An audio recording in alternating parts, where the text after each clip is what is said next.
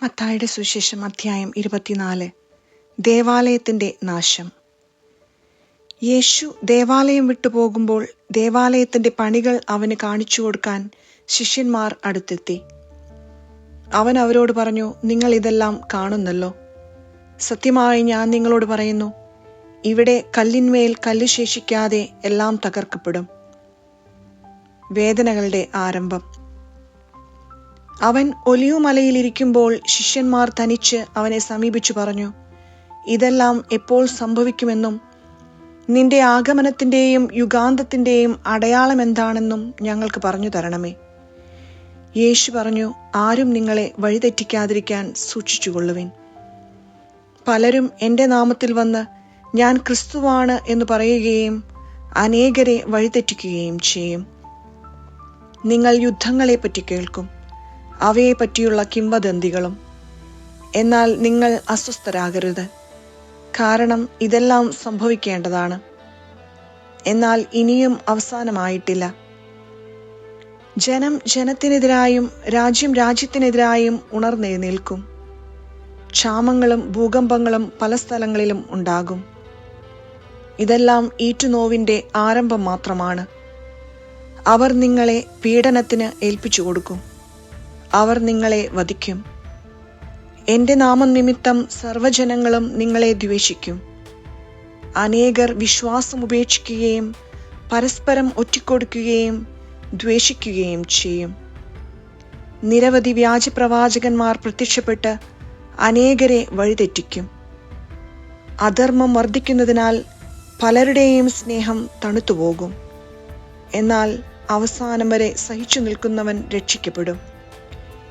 എല്ലാ ജനതകളുടെയും സാക്ഷ്യത്തിനായി രാജ്യത്തിന്റെ ഈ സുവിശേഷം ലോകമെങ്ങും പ്രസംഗിക്കപ്പെടും. അതിനുശേഷം അന്ത്യം ആഗതമാകും. ഭീകര ദുരിതങ്ങൾ. ദാനിയേൽ പ്രവാചകൻ പ്രവചിച്ച വിനാശത്തിന്റെ അശുദ്ധ ലക്ഷണം വിശുദ്ധ സ്ഥലത്തു നിൽക്കുന്നത് കാണുമ്പോൾ വായിക്കുന്നവൻ ഗ്രഹിക്കട്ടെ. യൂദയായിലുള്ളവർ പർവ്വതങ്ങളിലേക്ക് പലായനം ചെയ്യട്ടെ. പുരമുകളിലായിരിക്കുന്നവൻ വീട്ടിൽ നിന്ന് എന്തെങ്കിലും എടുക്കാൻ താഴേക്ക് ഇറങ്ങാതിരിക്കട്ടെ. വയലിലായിരിക്കുന്നവൻ മേലങ്കിയെടുക്കാൻ പിന്തിരിയരുത്. ആ ദിവസങ്ങളിൽ ഗർഭിണികൾക്കും മുലയൂട്ടുന്നവർക്കും ദുരിതം.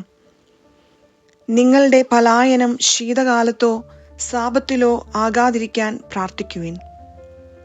എന്തെന്നാൽ ലോകാരംഭം മുതൽ ഇന്നേ വരെ ഉണ്ടായിട്ടില്ലാത്ത, ഇനി ഉണ്ടാകാനിടയല്ലാത്ത ഉഗ്രപീഡനം അന്നുണ്ടാകും.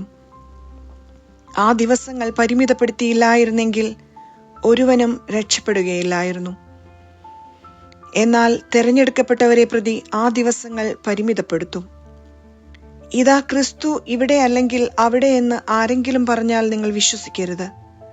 കാരണം കള്ളക്രിസ്തുമാരും വ്യാജപ്രവാചകന്മാരും പ്രത്യക്ഷപ്പെടുകയും സാധ്യമെങ്കിൽ തെരഞ്ഞെടുക്കപ്പെട്ടവരെ പോലും വഴിതെറ്റിക്കത്തക്ക വിധം വലിയ അടയാളങ്ങളും അത്ഭുതങ്ങളും കാണിക്കുകയും ചെയ്യും. ഇതാ ഞാൻ മുൻകൂട്ടി നിങ്ങളോട് പറഞ്ഞിരിക്കുന്നു. അതുകൊണ്ട് അവൻ മരുഭൂമിയിലുണ്ടെന്ന് അവർ പറഞ്ഞാൽ നിങ്ങൾ പുറപ്പെടരുത്. അവൻ മുറിക്കുള്ളിലുണ്ട് എന്ന് പറഞ്ഞാലും നിങ്ങൾ വിശ്വസിക്കരുത്. കിഴക്കുനിന്നു പടിഞ്ഞാറോട്ട് പായുന്ന മിന്നൽ പിണർ പോലെയായിരിക്കും മനുഷ്യപുത്രന്റെ ആഗമനം. ശവമുള്ളിടത്ത് കഴുകന്മാർ വന്നുകൂടും. മനുഷ്യപുത്രന്റെ ആഗമനം. അക്കാലത്തെ പീഡനങ്ങൾക്ക് ശേഷം പൊടുന്നനെ സൂര്യൻ ഇരുണ്ടുപോകും. ചന്ദ്രൻ പ്രകാശം തരുകയില്ല. നക്ഷത്രങ്ങൾ ആകാശത്തിൽ നിന്ന് നിപതിക്കും. ആകാശശക്തികൾ ഇളകുകയും ചെയ്യും. അപ്പോൾ ആകാശത്തിൽ മനുഷ്യപുത്രന്റെ അടയാളം പ്രത്യക്ഷപ്പെടും. ഭൂമിയിലെ സർവഗോത്രങ്ങളും വിലപിക്കുകയും മനുഷ്യപുത്രൻ വാനമേഘങ്ങളിൽ ശക്തിയോടും മഹത്വത്തോടും കൂടെ വരുന്നത് കാണുകയും ചെയ്യും. വലിയ കാഹളധ്വനിയോടുകൂടെ തന്റെ ദൂതന്മാരെ അവൻ അയക്കും. അവർ ആകാശത്തിന്റെ ഒരറ്റം മുതൽ മറ്റേ അറ്റം വരെ 4 ദിക്കുകളിലും നിന്ന് അവന്റെ തിരഞ്ഞെടുക്കപ്പെട്ടവരെ ഒരുമിച്ചു കൂട്ടും. അത്തിമരത്തിൽ നിന്ന് പഠിക്കുവിൻ. അതിന്റെ കൊമ്പുകൾ ഇളതാവുകയും തളിർക്കുകയും ചെയ്യുമ്പോൾ വേനൽക്കാലം അടുത്തിരിക്കുന്നുവെന്ന് നിങ്ങൾ മനസ്സിലാക്കുന്നു. അതുപോലെ ഇതെല്ലാം കാണുമ്പോൾ അവൻ സമീപത്ത് വാതിൽക്കൽ എത്തിയിരിക്കുന്നു എന്ന് നിങ്ങൾ മനസ്സിലാക്കിക്കൊള്ളുവിൻ. സത്യമായി ഞാൻ നിങ്ങളോട് പറയുന്നു, ഇതെല്ലാം സംഭവിക്കുന്നതുവരെ ഈ തലമുറ കടന്നു പോവുകയില്ല. ആകാശവും ഭൂമിയും കടന്നുപോകും, എന്നാൽ എൻ്റെ വചനങ്ങൾ കടന്നു പോവുകയില്ല. ആ ദിവസത്തെക്കുറിച്ചോ മണിക്കൂറിനെക്കുറിച്ചോ പിതാവിനല്ലാതെ മറ്റാർക്കും, സ്വർഗത്തിലെ ദൂതന്മാർക്കോ പുത്രനു പോലുമോ അറിഞ്ഞുകൂടാ. സദാ ജാഗരൂകരായിരിക്കുവിൻ. നോഹയുടെ ദിവസങ്ങൾ പോലെ ആയിരിക്കും മനുഷ്യപുത്രന്റെ ആഗമനം. ജലപ്രളയത്തിനു മുമ്പുള്ള ദിവസങ്ങളിൽ നോഹ പേടകത്തിൽ പ്രവേശിച്ച ദിവസം വരെ അവർ തിന്നും കുടിച്ചും വിവാഹം ചെയ്തു കൊടുത്തും കഴിഞ്ഞു പോന്നു. ജലപ്രളയം വന്ന് സംഹരിക്കുന്നതുവരെ അവർ അറിഞ്ഞില്ല. ഇപ്രകാരം തന്നെയായിരിക്കും മനുഷ്യപുത്രന്റെ ആഗമനവും. അപ്പോൾ 2 പേർ വയലിലായിരിക്കും, ഒരാൾ എടുക്കപ്പെടും, മറ്റേയാൾ അവശേഷിക്കും.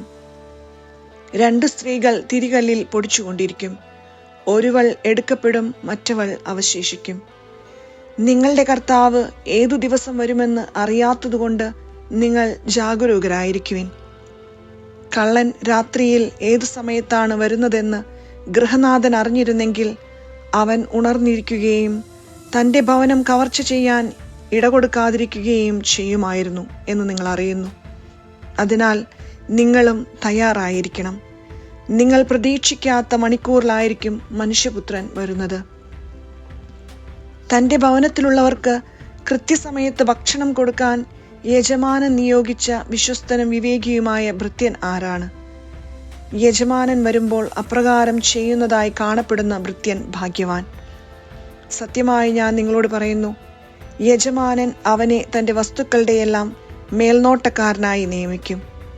എന്നാൽ ദുഷ്ടനായ ഭൃത്യൻ, എൻ്റെ യജമാനൻ താമസിച്ചേ വരൂ എന്ന് പറഞ്ഞ് തൻ്റെ സഹഭൃത്യന്മാരെ മർദ്ദിക്കാനും മദ്യപന്മാരോടുകൂടെ ഭക്ഷിക്കാനും പാനം ചെയ്യാനും തുടങ്ങിയാൽ പ്രതീക്ഷിക്കാത്ത ദിവസത്തിലും അറിയാത്ത മണിക്കൂറിലും യജമാനൻ വന്ന് അവനെ ശിക്ഷിക്കുകയും കപടനാട്യക്കാരുടെ കൂട്ടത്തിൽ തള്ളുകയും ചെയ്യും.